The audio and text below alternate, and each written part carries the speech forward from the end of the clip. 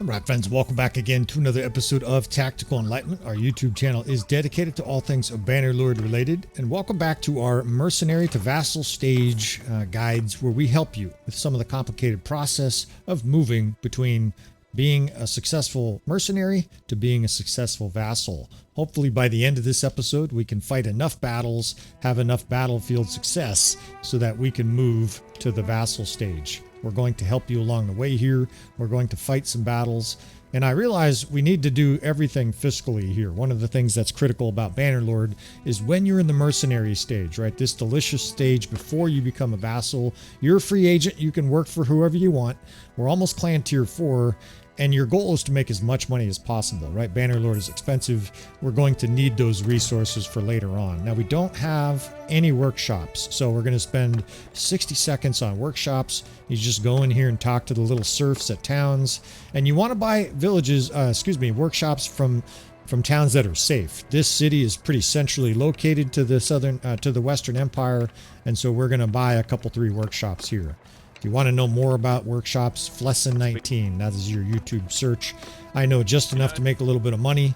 That guy dives deep into the fiscal parts of the game. It's not my bag. What I know is you buy workshops, and then we're going to give these peasants the raw ingredients necessary for them to succeed. You go to the warehouse here, and we will dump in, grapes. We happen to be picking up a lot of grapes, grain, and hides. I think it was hides. Come into here, hit this button, other, and then you come in here and grapes. Yeah, hides. We need hides for the tannery. So click, click, click. And this button, get inputs from the warehouse, is essential for you to make a lot of money. Right now, we're not making any money from them. We just spent 25 grand, give or take, on all 3 workshops, 75 grand. But once these are up and running, they will make 1,000 to 2,000 every day. So you do the math, they pay for themselves in less than a year. All right, once those are clicked, what else do we need? We need hides. So one of the ways you can get hides is to slaughter animals. That's exactly what we're going to do. We have a few animals. A lot of times cities will have more. The villagers won't slaughter animals on their own, right? So we're going to actually buy some cows, buy some hogs, and we will do the slaughtering. Another 10 grand out the door. That's fine, right? No big deal at all. Right? We're going to make 100 times that over the course of this. Now, your warehouse only fits so many goods, so you might need to reduce, some of the grapes or grain there. You want to put roughly an equal amount of all 3. None of this is too scientific. I just want to give you this added tip. And then over the course of today's episode, hopefully, we can show you guys how profitable that really is.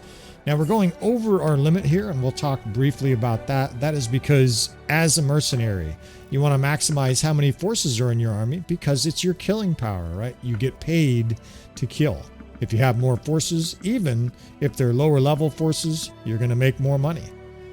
Speaking of money, we have all of this loot from all these battles we're winning. Every town we hit today, we're just going to sell everything here until they're out of money at the getting place, right? They're going to be out of money. Thank you for 35 grand. We've got our workshops up. Our mercenary contract is still ripping, right? And now we look for battle. Now, this is probably going to happen before we can get there. There's a battle looming there. Let's talk about deserters. Yalmyris is being defended. Let's do some upgrades here. And our army at this stage is handpicked to kill in the mercenary stage. If you were doing your homework from the last episode, that means it's high level, but it's also ranged units. We're grooming a bunch of other units here to be future ranged units for our army. Everything from freebooters that turn into future forest bandits and cavalry that will be good defensive wings for us. Everything in here can kill at range or is really good defensively. In the case of the Vanguard Varus, they do both. They're great defensive units and they kill at range. This is a pretty close to optimal mercenary force. I would say more archers would be the only thing I would ask out of this. Part of the reason it's skewed right now is that it counts these little recruits as infantry. Now let's talk about these guys very briefly. We're over our limit here. Every day that we have this over the limit, we are going to suffer from deserters. You also suffer a morale hit.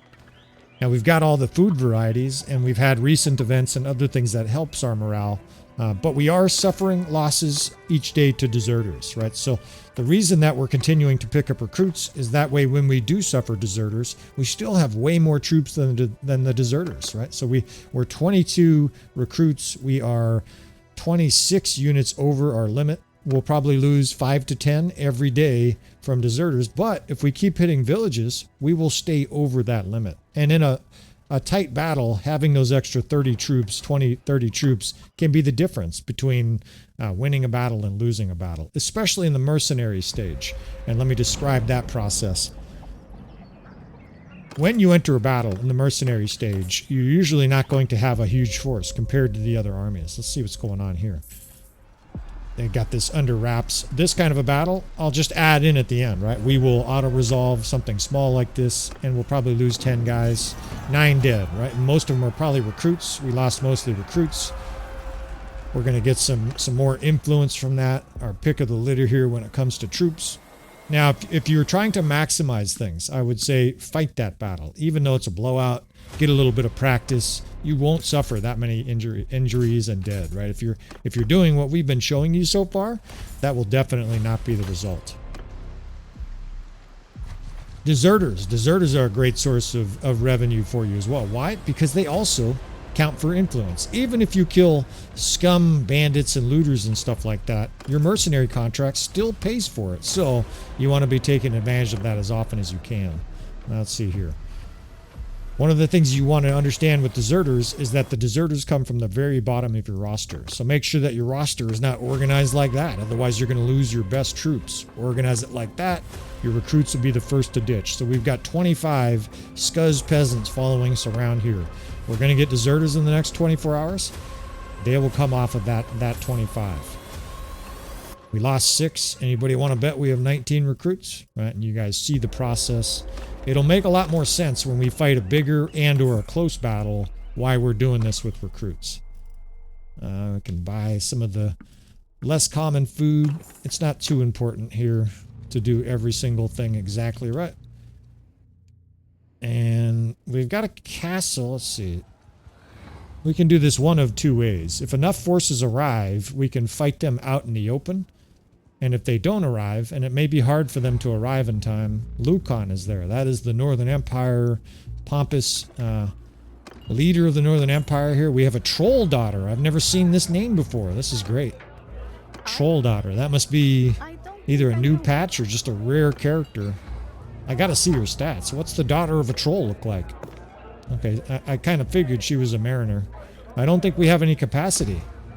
Yeah, we're overstuffed, so next time, gal. Alright, so we're going to go over again, right? We're going to join this battle here against Lucan, either out in the open, or we're going to get into the keep. When you break into a keep, you suffer deserters, right? Surprise, surprise.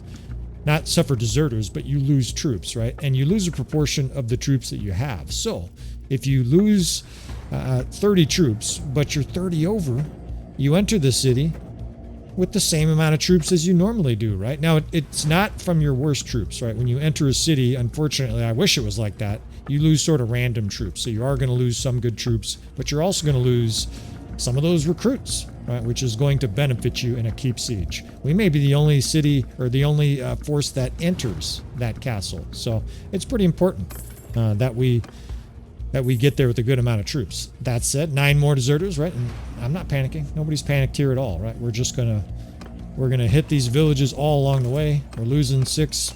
We're getting more every day. And I think we'll make it here and have a little siege defense. Now, there's not enough forces coming here to get inside. You can just look around. There's 56 and 11. These forces also, they will not get inside. You're the only unit in the campaign map that's capable of getting inside. I'm not sure why that's like that. They're building catapults. That's really good for us. Now it's just the time. Searching my memory banks, right? The memory banks are hard at work here to try to remember the castle layout because there are some castles that are much harder to defend than others. We also can't enter probably until the siege starts.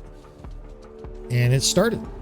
You hear that noise, that little noise right there. That's the sound of siege starting. It looks like we're going to get in right at sunset here. And it's going to be interesting, right? This is definitely a siege you can lose, but we're going to try it.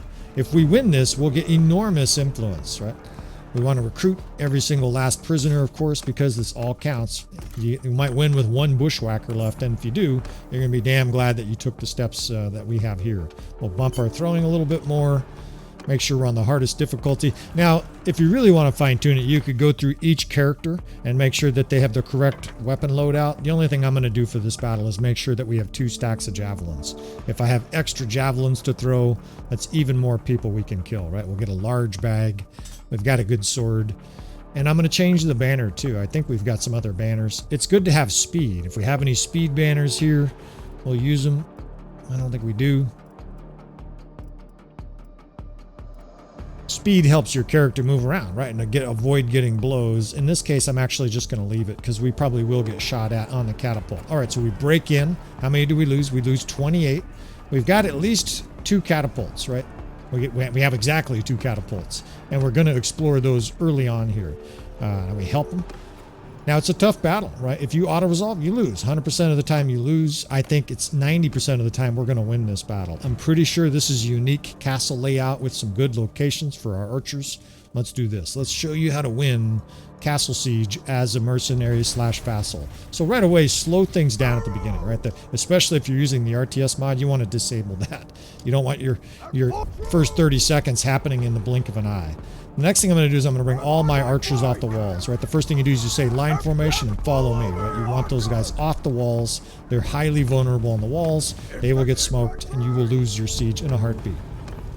Put a little square at the gate here. I'm going to actually make this 2nd division so I don't fat finger the wrong thing. We've got a 3rd division here and there's probably some skirmishers in there, so I'm going to put them there and have them hold fire. Put some archers right here. Nice little archer division, right? It looks like we've got about 60 archers, give or take. Right now, if you can't set them up, right? If it does something like that, pick somewhere else, right? That just means that there's not enough space there for them to spread out. It's not going to work for you. Your archers have to have space to shoot. Gonna go up here and investigate the walls. We've also got to get to a catapult ASAP, right? Because the catapult, in fact, this kind of catapult, I'm actually gonna take this shot while the archers are coming.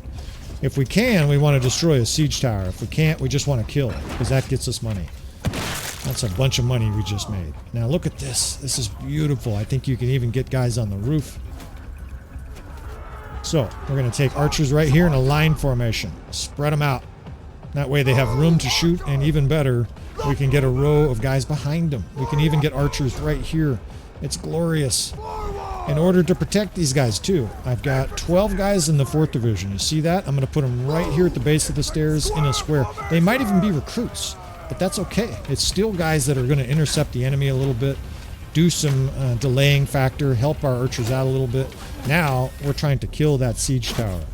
If we can minimize how many accesses the enemy has to get in here, we're much more likely to win.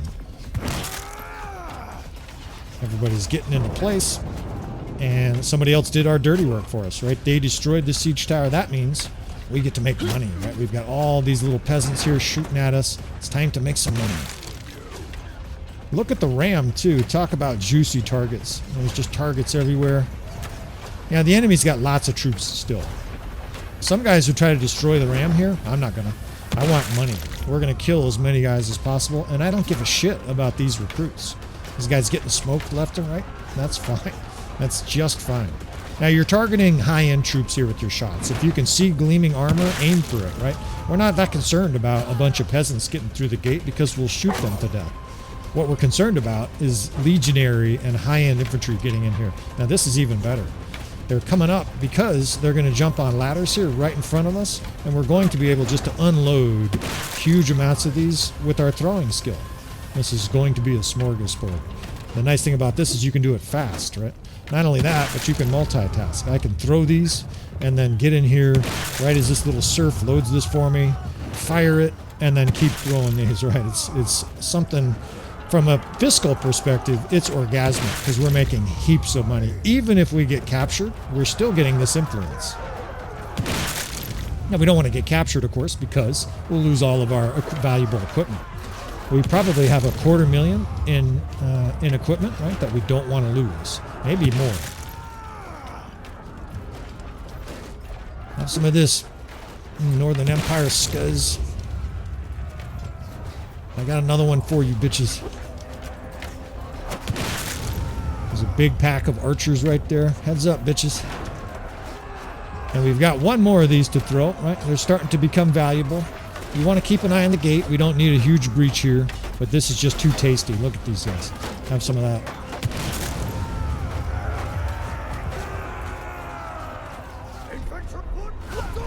I'm actually going to take our first division and move them back. Those guys all have javelins, and I think, yeah, as if there wasn't enough money yet coming in, now we get to throw rocks, right? Concussion time.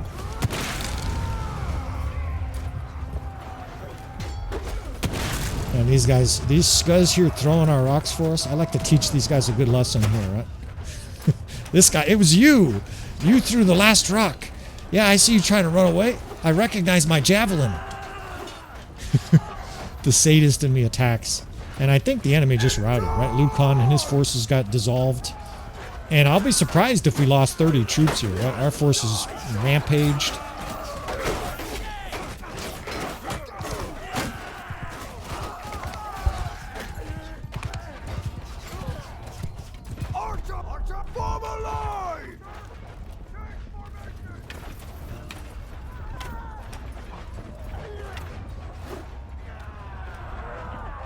I think I saved you from that cough.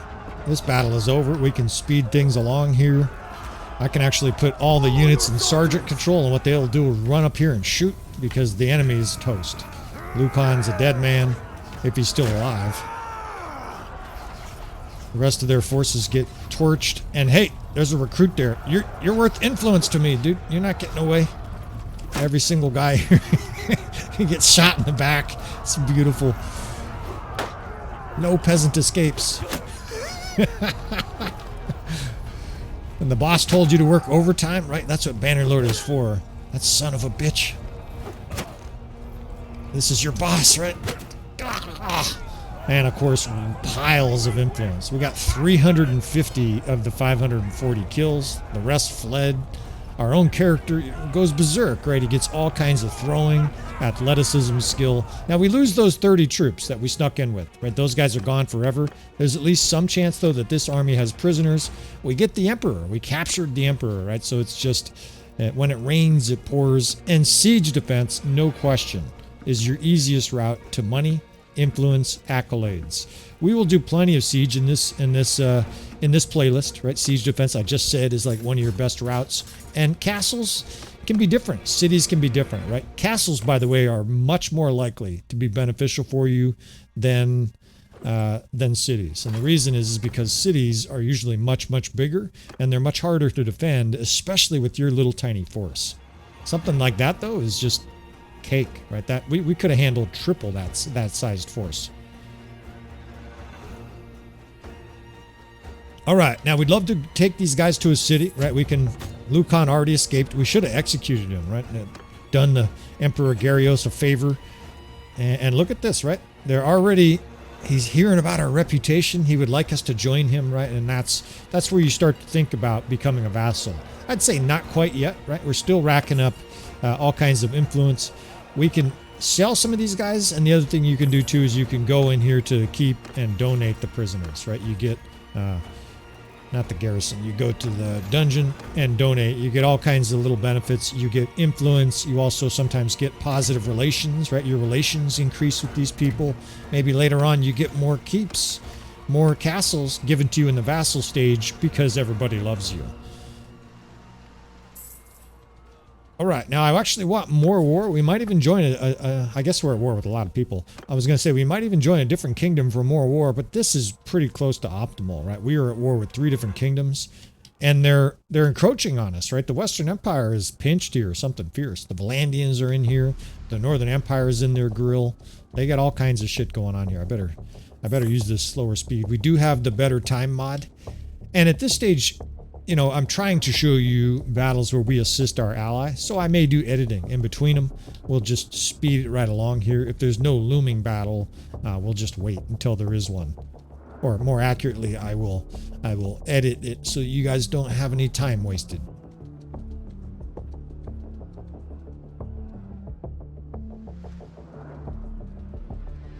Now, mercenary contracts, raking money, and the workshop income is starting to come in, right? It's going to get even more. In fact, let's hit Amitatis and add to our workshop income.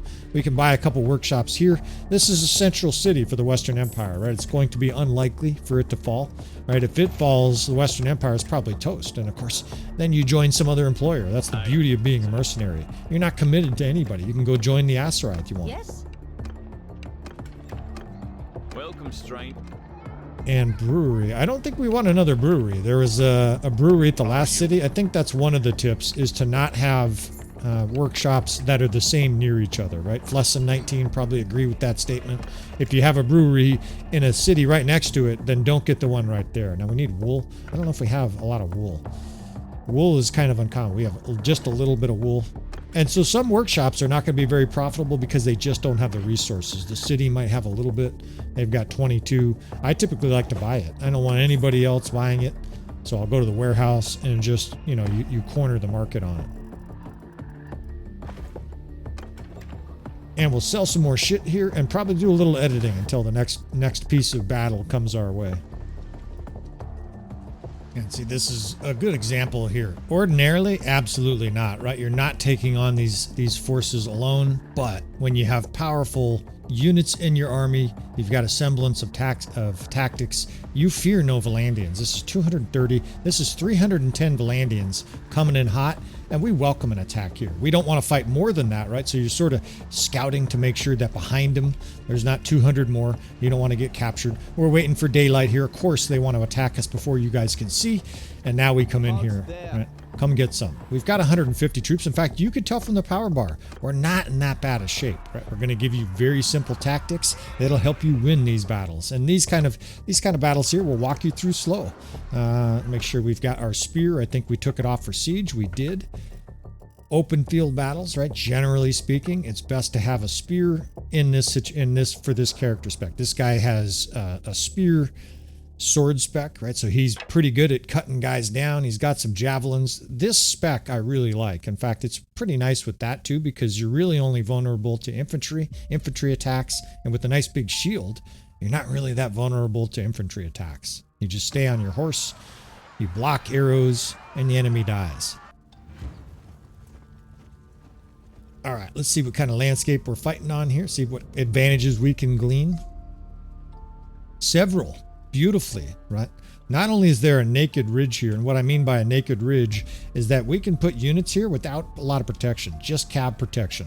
They can't see our units on that hill. Now, I know this from being a tactician, but these are the kind of things that once you visit our channel more frequently, you will see too. We could use this rock as well, but I don't think we need to. I think we can get a nice flanking angle with some of our troops, fend off their cavalry, and then pound them with javelins. Now, this is the first time in this series I'm going to make a separate division. We've got these recruits, right? We've got, how many is it? It looks like it's 20 guys. You know what you do in a battle like this? They're fodder. You guys have heard of the term cannon fodder, right? We're going to use them here like that. We're going to put these guys out in front. I like to, let's see. I like to have a separate division. We'll see if I fat finger these divisions during the battle. We've got 2 cav divisions. I don't think I have... Yeah, we do actually. Let's see. So we'll make one of our cav divisions javelin heavy, right? I'm actually going to make it larger than normal, and it's our main character that's in charge of it. What I'm going to do is I'm going to pair these peasants, believe it or not, with these cavalrymen, right? We're actually going to dismount them. And it's sacrificial. This 2nd and 6th division, they get to die. Don't tell them, but those people are dead men in this battle. So 1st and 3rd are paired together. 4th and 5th are crossbow and or archers. And we have enough to do a true crossbow division. So I like to put a shield on it, preference to shield. We've got 2 different archer divisions here. And I'm going to switch these 2 commanders because this gal actually has crossbow skills, right? It's pitiful, but she's leveling them up. So the 4th division, plentiful shields there. That looks good. And then, of course, this division, no shields. The advantage is that 4th division can charge on offense. Because they have shields, they're going to be much more capable in melee than your archers that don't have shields. Whoa! All right, let's see what they got. It's a mix, and they have a lot of archers, so we're going to have a ranged battle at the beginning of this episode. So we're actually going to shift on the fly here. You know what the best protection of all is against archers? A rock. We're going to stick these guys right behind it. That's our little peasants. Here they go. They're actually useful for this battle, believe it or not. I know it seems silly. We've got these peasants and we're going to use them. They're useful, believe me. Now we want to hold fire in a battle like this because in the early stages here it's going to be a ranged exchange, and we don't just want to just fire away at 300 meters. We talk about it all the time on the channel. The effective range, right? The range that which your archers are getting the most amount of efficiency from their little quiver or from their bolts is about 100 meters, maybe 120 meters. Anything more than that, and they're really wasting their ammo. So both of those divisions told to hold fire. You could even hold fire with this third division as well, right? These are Jav Cav. Admittedly, right, a lot of this micromanagement is too much for some players to handle. Can you win this battle with just an F1, F3 attack? Yes, but it's going to be quite a bit harder. Let's tuck these guys up even further.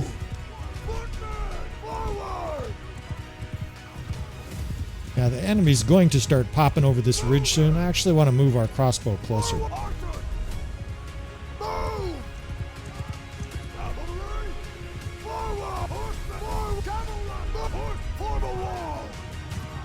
All right, now that cavalry there, they're just going to stand there in defense, right? Those guys have one job, and that is to survive, hold up their shields. Behind them is a row of Jav Cav, right? Your Vanguard Ferris and other Vanguard units. The enemy's charging in, right? This is your time. Fire, right? Let them have it. The AI is likely to attack that cavalry line out in front, and when they do, they get pounded with javelins, right? Here comes the javelins. They squawk like a chicken. And our cav did its job, right? And all you see is the horses running off that no longer have a rider. Right? That guy got smoked. His shield goes flying. That guy got smoked. They attack our defensive wing while the javelins fly. Now we're going to let fire here with the crossbow and the archers because they do have some cavalry coming through the center.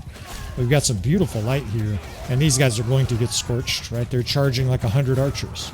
They're toast. Now these guys are still jumping javelins, and they're kind of wasting them because there's like one or two guys there that they're throwing at. It's not super efficient. That's okay. This cavalry very soon is going to turn offensive, right? This cavalry now has been throwing javelins. Pretty soon we're going to need them on offense, and that's because the enemy main force is coming in. It looks like they're going to skirmish with us here. Let's try to kill this lord. Stand still. That's right. Don't adjust at all. You got hit with a javelin. Stand there.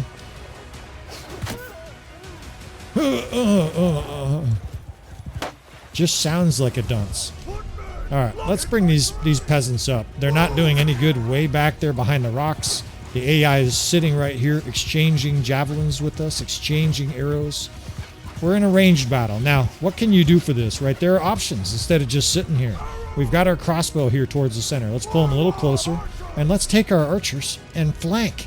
The enemy does not do well with flanks. And what I mean by that is it typically has their shields pointed in one direction. Let's give you this view. Here's our cavalry out in front blocking. Here's our other cavalry division. We'll put them right here. And what that does is it protects these archers as they move over here, right? These archers, you can even triangulate them if you want. You can do that. That way they're running behind the shields. These guys are moving up. And your skirmishers at this stage, you want to move them in and have them fire. It looks like I forgot to fire. A lot of these javelins are just flying into the dirt. But some of them are also filling the shields and breaking the shields of the enemy too, right? They're having a bad day. All right, now these archers are ready to flank. We'll get them in the trees here. That's added protection. Cavalry in front of them. They will shoot right through the cavalry. Even though there's a bunch of cavalry theoretically in their way, they'll shoot right through that. And in other words, they use it kind of like the walls of a castle. Now the enemy's fucked. They're completely surrounded here. They have archers, not completely, but they have archers here. They have skirmishers on the other side dumping in javelins. They have crossbow here. These guys can now be told to charge. And the guys that are out of ammo will turn into infantry. It seems suicidal, but we're at the stage now where the enemy is going to have to fight. We're going to make them fight. These skirmishers are either low or out of ammo. They can charge as well. They will bore in on the enemy's side. This cavalry right here, they can also charge, right? So everybody's charging except our archers and crossbow that still have ammo. The enemy's being scattered in a big mess. Their recruits are peeing themselves. They're going to fight. They have a lot of troops there still. They have about 100 troops, but they're being shot in the back while they're fighting from the front. Our infantry is concentrated. It looks like some of the crossbows still scorching them. And we never even got our peasants into the battle. I forgot all about those guys. Maybe they're getting some EXP just sitting back there watching. And this battle is over. I'm just going to speed it along because that is it.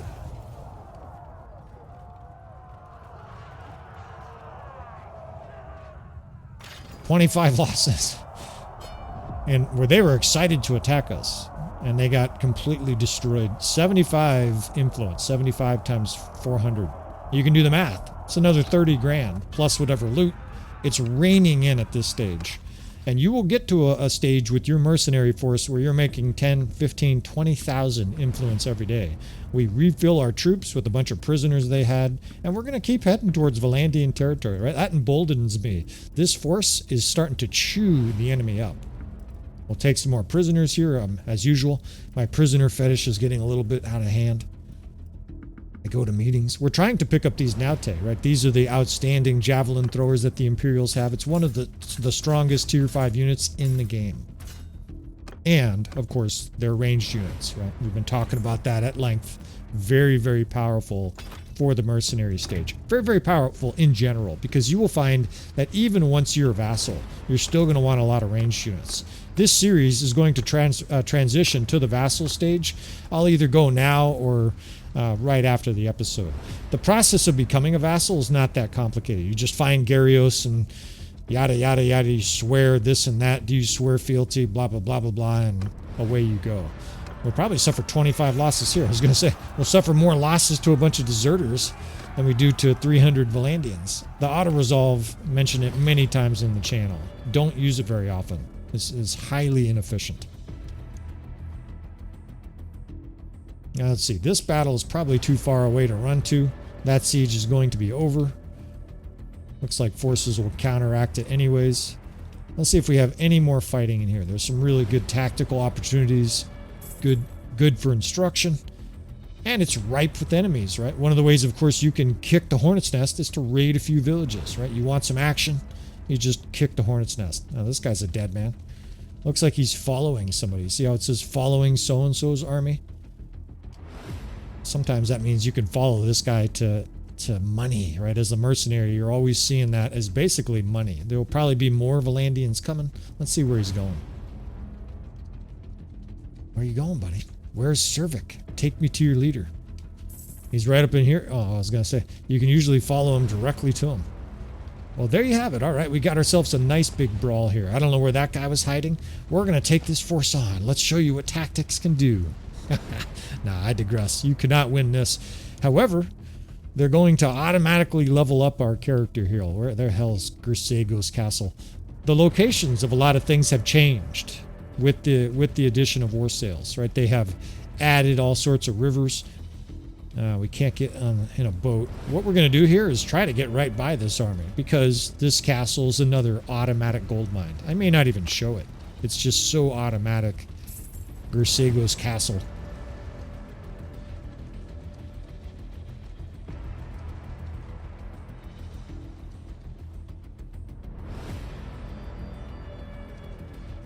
Yeah, why not? This will be the last one we need, too. Now, this is obviously superior. This is a much better option for you because you don't suffer any losses when you're already in the castle. You're basically just sitting there waiting. Now, there's an important point to make here. I don't know if we have our engineer. If we don't, okay, we do. This is a very important point. You want to make sure that you have an engineer leveling up in your army. This guy right here has 188 engineering skill, right? We've been power leveling this guy for a while. That means he's going to help us build fire catapults. If you don't know what those are, you're about to. They're very, very potent in siege defense. It's coming right along on schedule here. There's probably a couple 300 defenders. He may not even attack. We may go in here and he may decide against it because we have a very powerful defense force now. Now we have 500 in here. He may even turn around right in front of us. And if he doesn't, ring the dinner bell, right? We're hungry.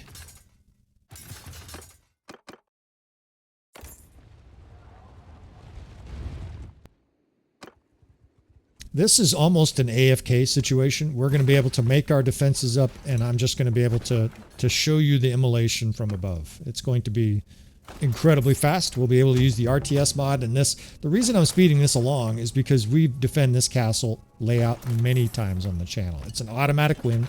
We have so many fire catapults, they may not even get to the walls. In fact, I was going to say, they may get attacked before. It's actually better for us, right? Because we're going to get all the accolades here. We're going to get heaps of everything, right? Our characters are going to get power level nuked to the sky. And I'm tempted to do this. We just don't even need all these fire catapults. A couple's all we need. That's still going to be more than enough for our character to go crazy. What do they have? One siege tower? They have one siege tower. That just ain't going to cut it.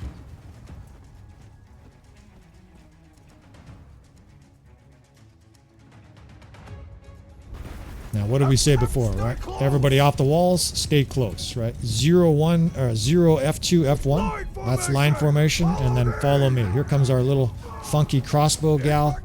I'm not even going to worry about the gate. There's so many troops inside this castle.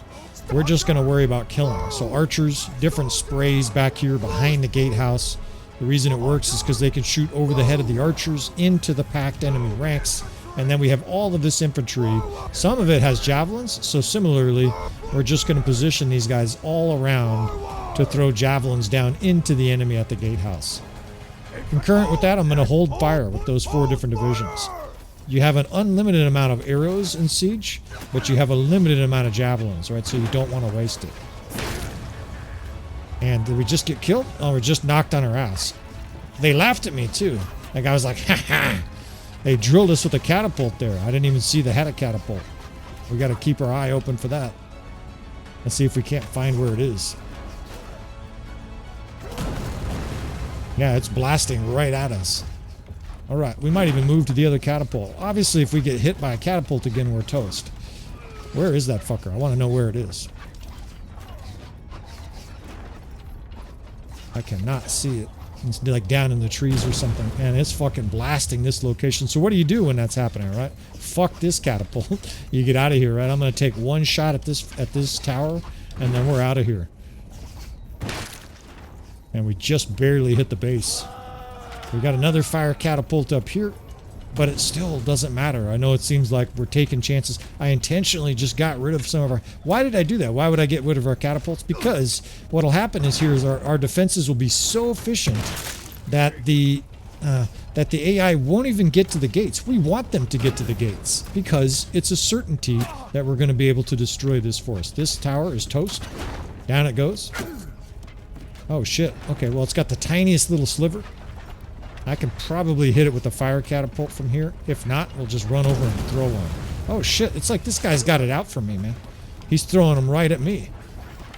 Or shooting them right at me, right? Every single time I go somewhere, the fucking catapult guy shoots me.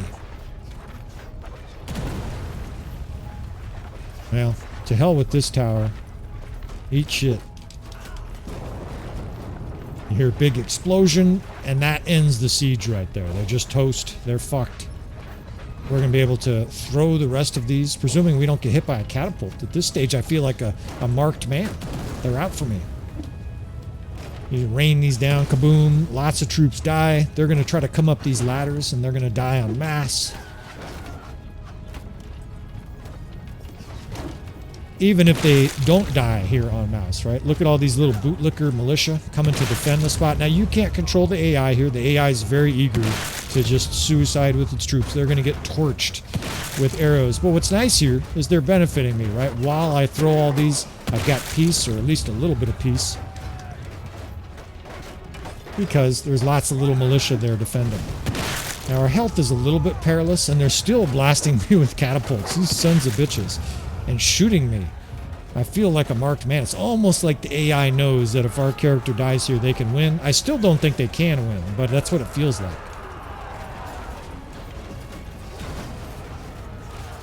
Now we got all these divisions here. Earlier I said we're going to hold fire with them. Here's where you use it. Right? Not right away, but as this little wedge of militia at the gate starts to wear down, that's when you use it. Not yet.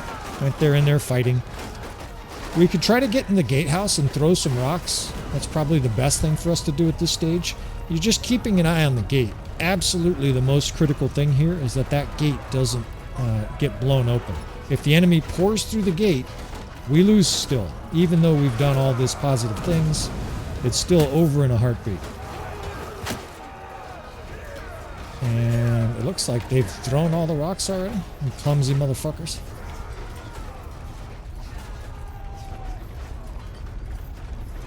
Alright, let's get down in the courtyard and let's start.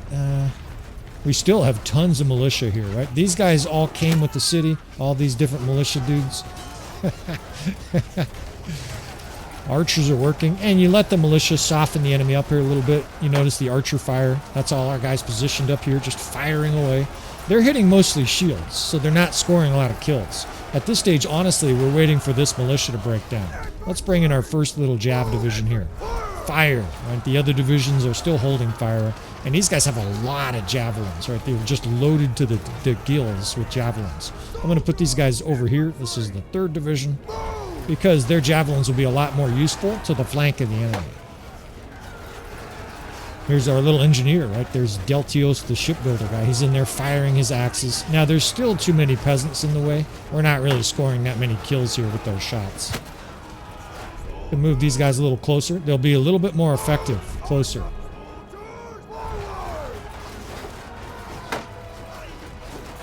And our javelins aren't doing much either, besides killing our own.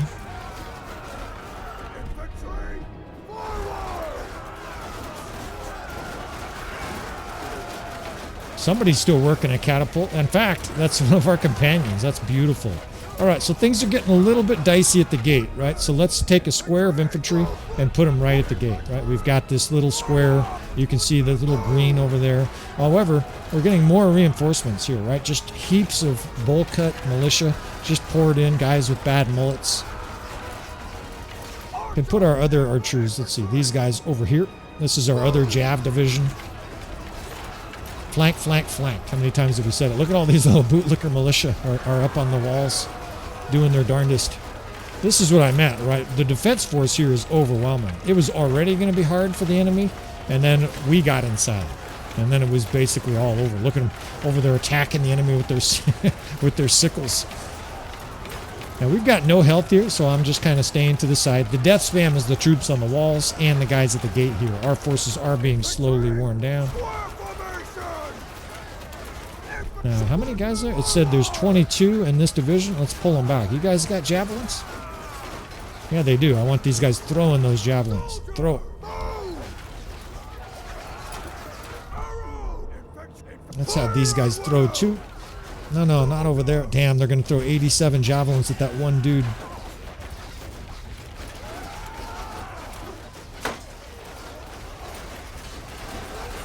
Now both of those divisions are dumping javelins. In a way, there's some relief here as the commander, because this militia at the gate is finally starting to break down, right? Now, when it breaks down, we're going to have to be the main gate defense, right? There's about 20 guys there, little bubbles bobbing up and down. We're going to bring these two divisions down here. We're going to combine them. So it's the 1st and 4th. F3, F5, we'll just combine it with the 1st. Now we've got a huge square of infantry that we can just jam here. And this, as soon as we do this, this keep siege is over. That's it. We have this skirmisher division over here just waiting to throw javelins by the hundreds. And it doesn't matter that the square here, or not that that's the square, but that the militia at the gate are going to break down. The AI looks like they're close to routing anyways. You can tell from the power bar too, the AI's hurting.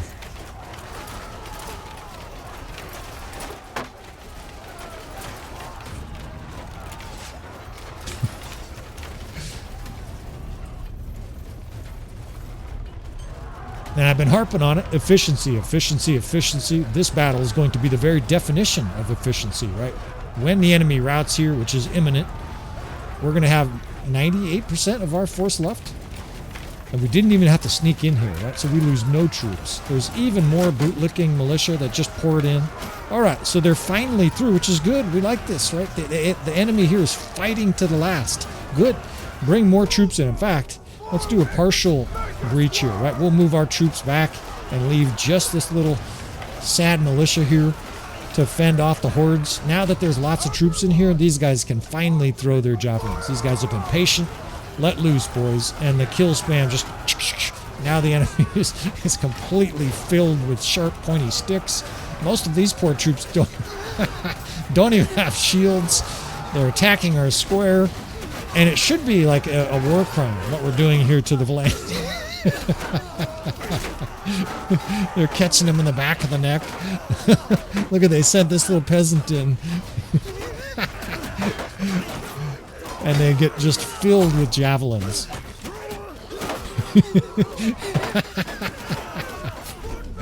Let's charge at this division. This battle's over. A bunch of peasants flee. And it's time to become a vassal. This force of ours is... see you in hell! Is just eating everything alive. And we had 13 losses. Probably just guys on the square there. A few guys got shot in the courtyard from archers outside.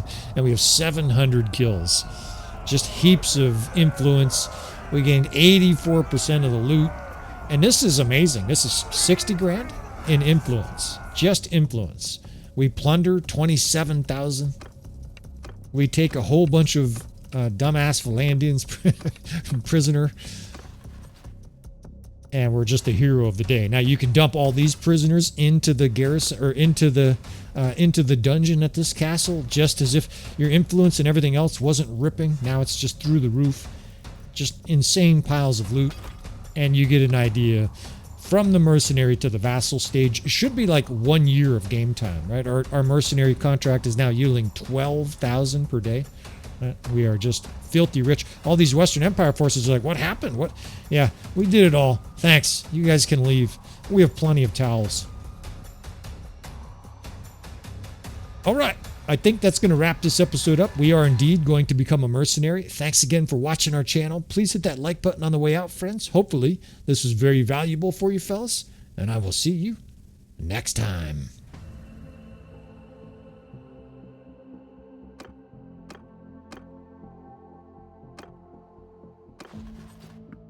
There you go. Have some prisoners. I got lots of scum prisoners to give you. We're going to overfill the dungeon here full of dipshit Valandians.